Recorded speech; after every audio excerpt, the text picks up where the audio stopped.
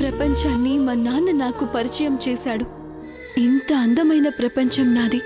నా ప్రపంచమే నన్ను నిర్దాక్షిణ్యంగా సమాజంలో దోషిగా నిలబెట్టింది.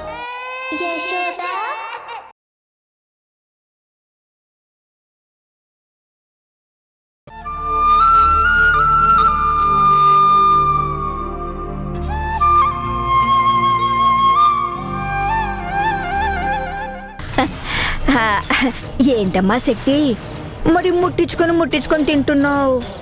సాంబారు అద్దుకొని తింటాం కాదు, పోసుకొని పిసుక్కొని తినాలి. అప్పుడే రుచి నసాలాన్ని కట్టుతుంది. లొట్టలేసుకుంటూ కడుపు నిండా తినబుద్దవుతుంది. సాంబార్ పోసుకోమ్మా, సాంబార్ పోసుకో.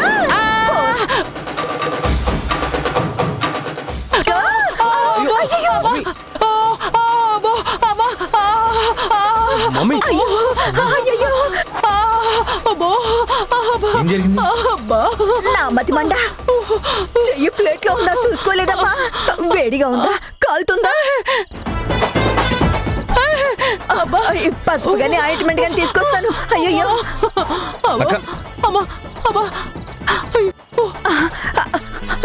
అయ్యో ఉండమ్మా. అయ్యో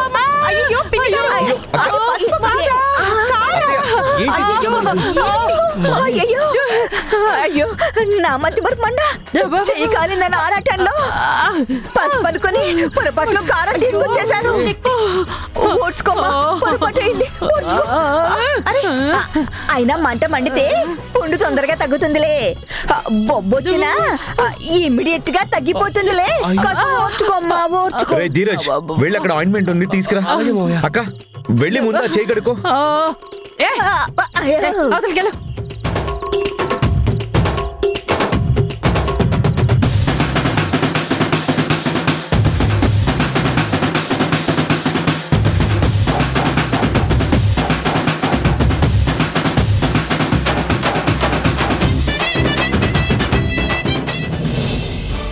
యు రాస్కెల్, బ్లడీ ఫూల్, ఎంత దుర్మార్గుడు రా నువ్వు.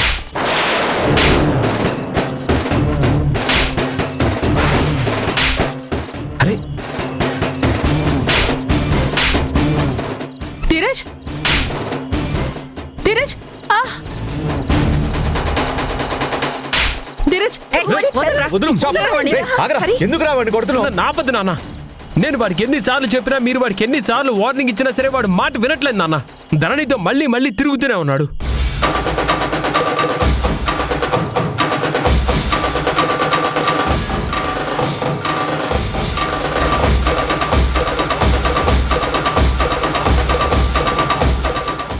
ఇడియట్ ని ధరణితో పాటు నా ఫ్రెండ్ ఒక చోట చూశాడంట.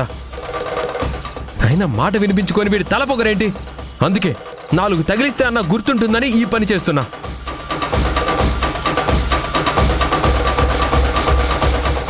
వీళ్ళిద్దరూ దొరికిపోయారా? కొంప తీసి వీడి ఫ్రెండ్ జరిగిందంతా వీడికి చెప్పేశాడా?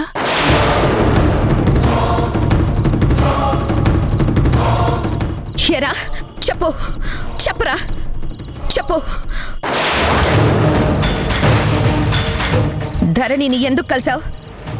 తనకేం చెప్పావురా? ఎక్కడికి తీసుకెళ్ళావు? నువ్వు అసలు మనిషివా పశువా? ఏ ఒకసారి చెప్తే అర్థం కాదా? ఎందుకు అందరూ నా మీద ఒక్కసారిగా దాడి చేస్తున్నారు? నేను ఏం తప్పు చేశానని నా మీద ఇంతలా విరుచుకుపడుతున్నారు?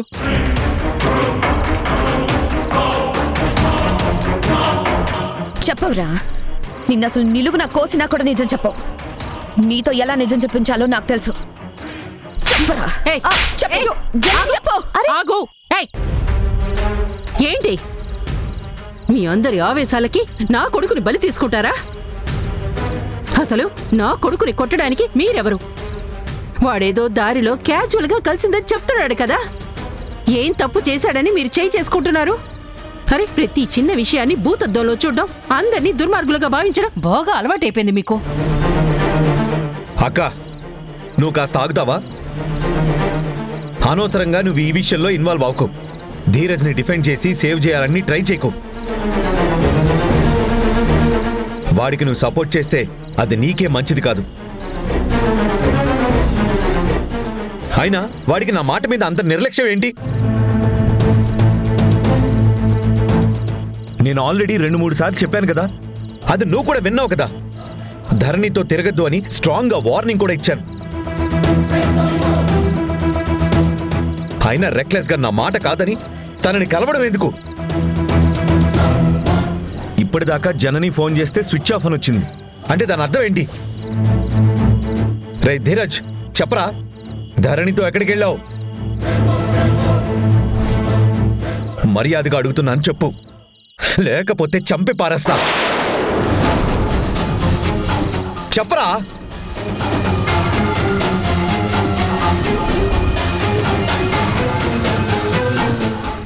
ఏం లేదు మావయ్య, తను నాకు రోడ్డు మీద ఎదురైంది. ఇది మన జీవితంలో లాస్ట్ మీటు.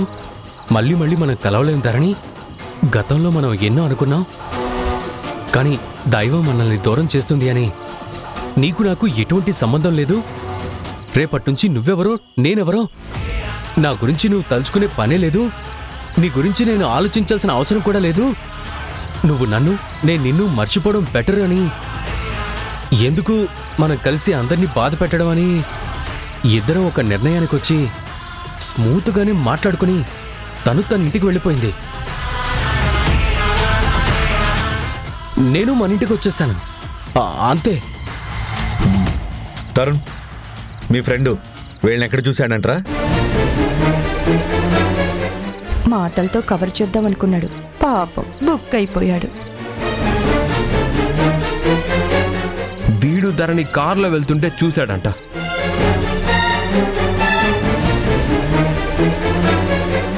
ఏంట్రా, కారులో ఎక్కడికి వెళ్ళారు? అయ్యో, రోడ్డు మీద నడిచి వెళ్తూ తనే నన్ను కలిసింది మావయ్య.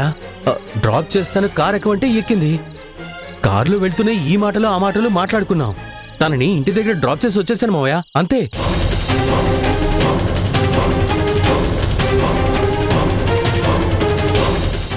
రై, ఆల్రెడీ నేను నీకు వార్నింగ్ ఇచ్చాను కదరా. అయినా సరే నువ్వు లైన్ క్రాస్ అయ్యావు, లిమిట్స్ దాటావు.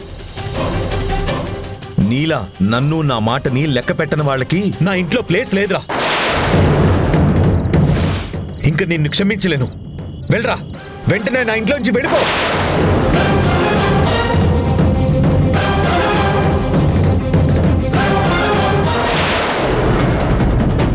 చెప్తున్నారుగా, పోరా బయటికి.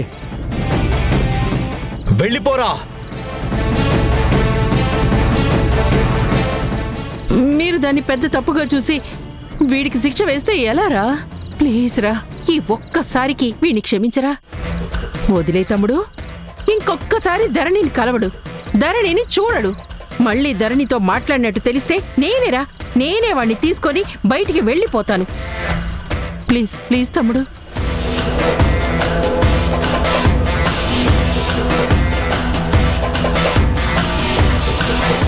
ఒరేయ్ ప్లీజ్ రా, ఎక్స్క్యూజ్ చేశానని చెప్పరా. లేదు, నేను ఒప్పుకోను, నేను క్షమించను అంటే చెప్పరా. వెళ్ళిపోతాం రా.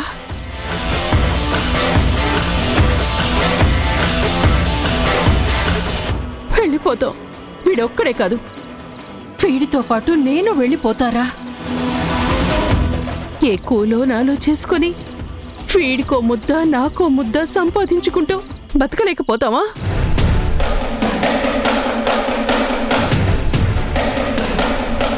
మా కర్మెంతేరా. మేమేదో మీకు మంచి చేయాలని ఆశపడతాం, కానీ విధి మా నుదుట చెడు రాస్తుందిరా. అపార్థాలతో అబాసు పాలవుతాం. నా ఆరాటాలు, నా ప్రేమలు అన్నీ తప్పే అవుతాయిరా. అంతా నా కర్మ, నా నుదుటి రాత.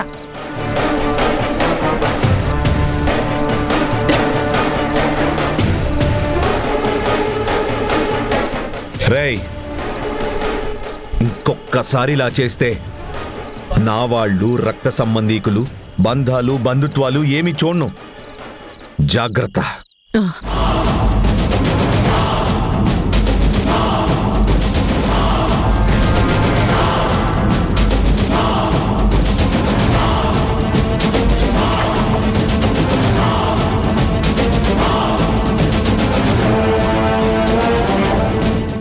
నిజంగా వీళ్ళ ప్లాన్ వర్కౌట్ అయ్యుంటే అది వాళ్ళు చూసుంటే అమ్మో జనని మహంకాళి అవతారం ఎత్తేది. ఈ పాటికి వీళ్ళిద్దరి తలలు లెగిసిపోయేవి. ఎగరండిరా ఎగరండి, మీరెంత ఆవేశపడతారో పడండి. నా మెడ మీద చెయ్యి వేసి గెంటుతారేమో గెంటండి. వీటన్నింటికీ కలిపి ఒకే ఒక్క రిటర్న్ గిఫ్ట్ తప్పకుండా మీకు వస్తుంది.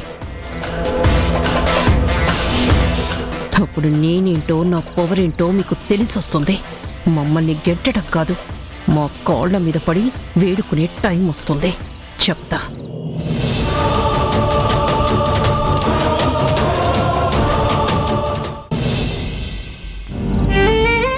ఎందుకు బుచ్చమ్మ ఎందుకు అబద్ధాలు చెప్తున్నావు?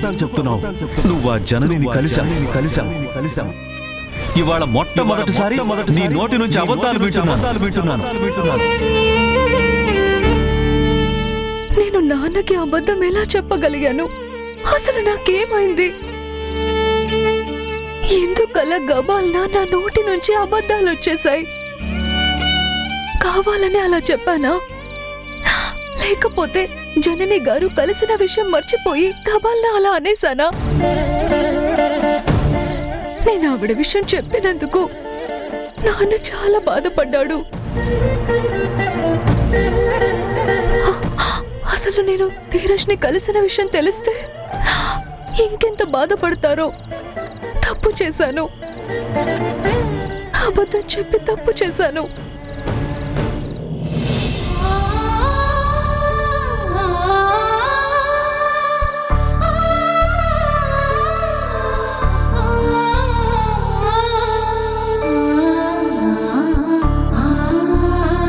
ధరణి,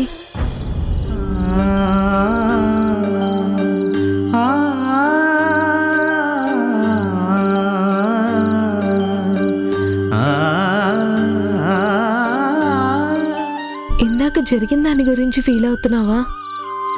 ఫీల్ అవ్వకు, అంతగా బాధపడుకు. నానేదో కోపంలో అలా నిన్ను అనుంటారు. ఎందుకంటే నువ్వు అమ్మతో మాట్లాడడం తను చూసినట్టున్నారు. నాకు నాన్న తిట్టినందుకు బాధగా లేదు మధు, కానీ ఎందుకలా ఆయనకు అబద్ధం చెప్పానా అని నా మీద నాకే అసహ్యం వేస్తోంది. నువ్వు కావాలని చెప్పలేదు కదా ధరణి. అయినా నువ్వు మీ అమ్మని కలవడం తప్పేం కాదు. దాని గురించి ఎక్కువగా ఫీల్ అవ్వకు.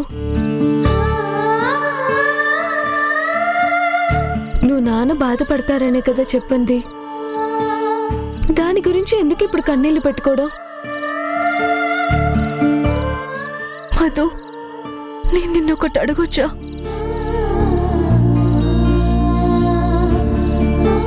ఆమె నిన్ను ఎలా చూసుకునేది?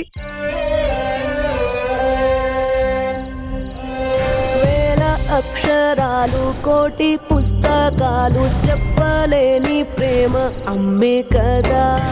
అంతం లేని సొంతం, పంతం లేని బంధం, స్వార్థం లేని రూపం అమ్మే కదా.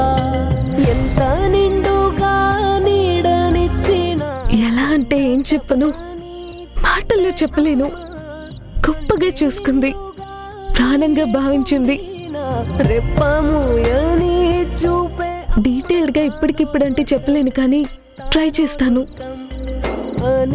అమ్మ నన్ను తన చేతుల్లో పెంచింది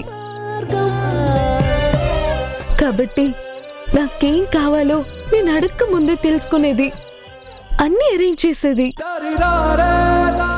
కొన్నిసార్లు ఆమె ప్రేమని, ఎఫెక్షన్ ని చూస్తూ ఉబ్బి తబ్బిబ్బైపోయేదాన్ని. ఒక్కొక్కసారి ఆ ప్రేమని తట్టుకోలేక చిరాకు కూడా పడేదాన్ని. అయినా నేను చిరాకు పడ్డా, అరిచినా, కోపం చూపించినా తను మాత్రం ప్రేమగానే నవ్వుతూ తీసుకునేది. నన్ను చిన్నాని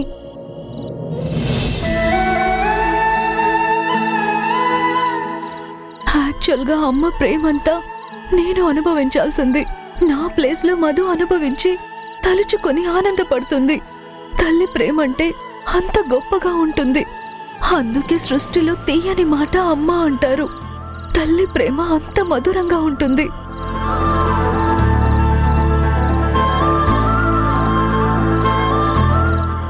చెప్పు ధరణి. నీకు బాలుకి వాళ్ళ దగ్గరికి వెళ్ళాలనిపిస్తే వెళ్ళొచ్చు.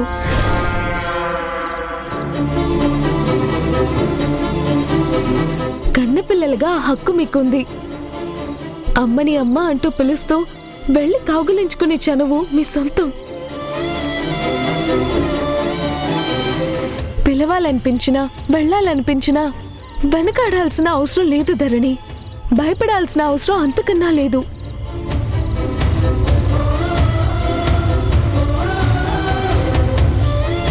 లేదు, మా నాన్నను వదిలే మేం వెళ్ళలేము. మీరెన్నిసార్లు వెళ్ళము అన్నా వెళ్ళలేము అన్నా మీ ఇద్దరిని అక్కడికి పంపించడమే నా టార్గెట్. అమ్మ కోరిక తీర్చడం నా ధర్మం. It's my duty. నీ డ్యూటీయా? నీ ధర్మమా? చెప్తా, నీ సంగతి తర్వాత చెప్తా. ప్లీజ్ మధు, ఇంకా విషయం గురించి పదే పదే మాట్లాడకు. నువ్వు దాన్ని సీరియస్ గా తీసుకోకు. వదిలే. అమ్మ గురించి కానీ అక్కడికి వెళ్లే విషయం గురించి కానీ ఆలోచించలేను. నాకెందుకు మధ్యాహ్నం నుంచి అదోలా ఉంది. చాలా అనేజీగా ఫీల్ అవుతున్నాను. కడుపు నొప్పిగా ఉన్నట్టు అనిపిస్తుంది. నేను కాస్త రిలాక్స్ అవుతాను. Good night. ఒంట్లో బాలేదా ధరణి? ఏమైంది? ఏంటో మధ్యాహ్నం ఫుడ్ తిన్న దగ్గర నుంచి కాస్త ఇబ్బందిగా ఫీల్ అవుతున్నాను. అదో రకంగా చాలా అన్కంఫర్టబుల్ గా పెయిన్ గా ఉంది. సరే, గుడ్ నైట్.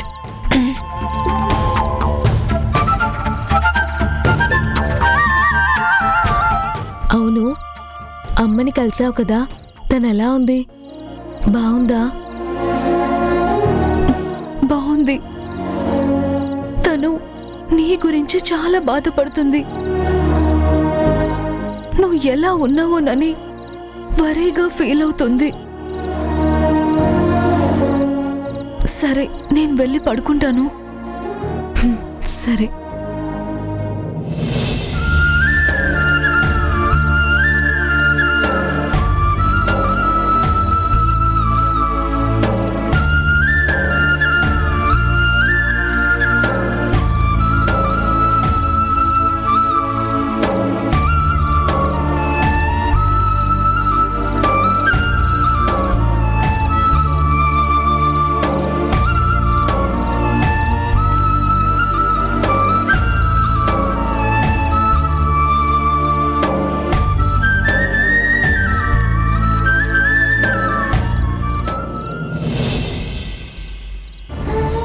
నీ కూతురి బతుకు శూన్యం కాబోతోంది.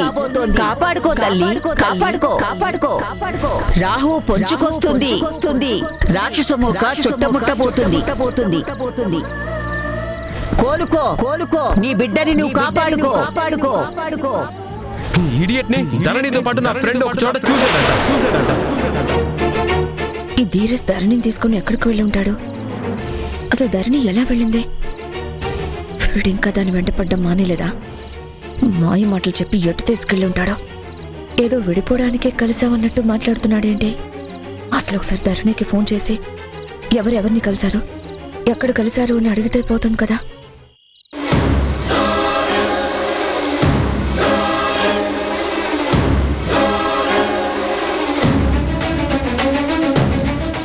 ఇప్పుడు నేను ఫోన్ చేస్తే ఫోన్ శారద దగ్గర, ప్రతాప్ దగ్గర ఉండొచ్చు.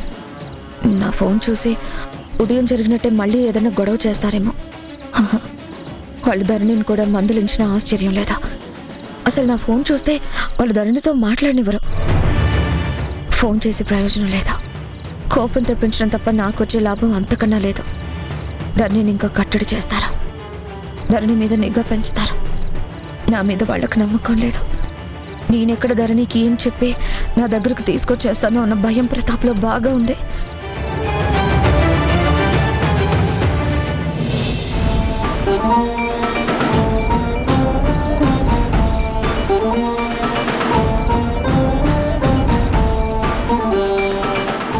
ఏంటమ్మా ఇక్కడున్నావేంటి?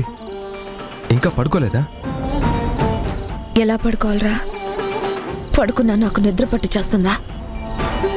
జరిగినవన్నీ తలుచుకుంటుంటే రేపు జరగబోయేది ఏంటి అన్న టెన్షన్ నన్ను భయపెడుతుంది. ఆ భయమే నన్ను నిద్రకి దూరం చేస్తుంది.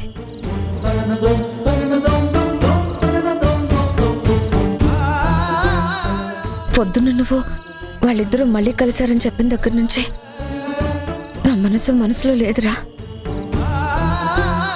ఈ దుర్మార్గులు దాని వెంటపడి దాని జీవితంతో ఆడుకుంటున్నారు. మనకి క్షణక్షణం భయం పెంచుతున్నారు.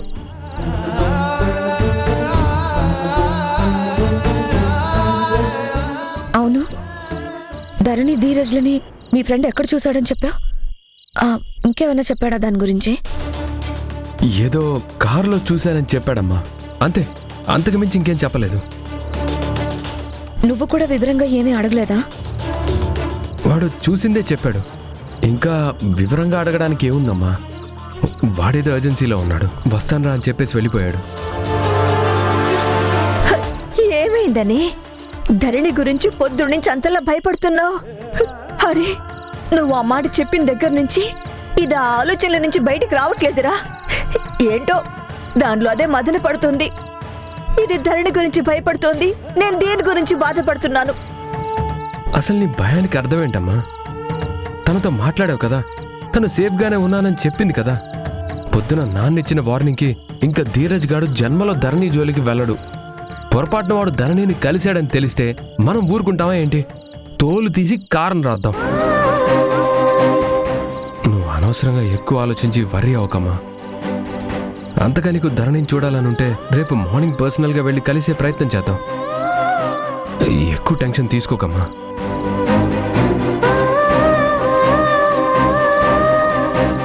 ఇప్పటికే లేట్ అయిందమ్మా, వెళ్ళి పడుకోమ్మా.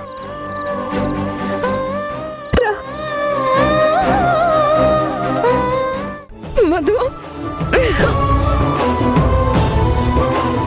ఈ అమ్మ మాట విను, మన ఇంటికి వెళ్ళిపోదాం ప్లీజ్. మధు, ఈ చేతికి గాయం ఏంటి? ఆడవాళ్ళు వంటలు చేసేటప్పుడు ఇలాంటివి సహజంగా అవుతూ ఉంటాయి కదా. దయచేసి ఇంకోసారి నన్ను మీ ఇంటికి రమ్మని పిలవకండి.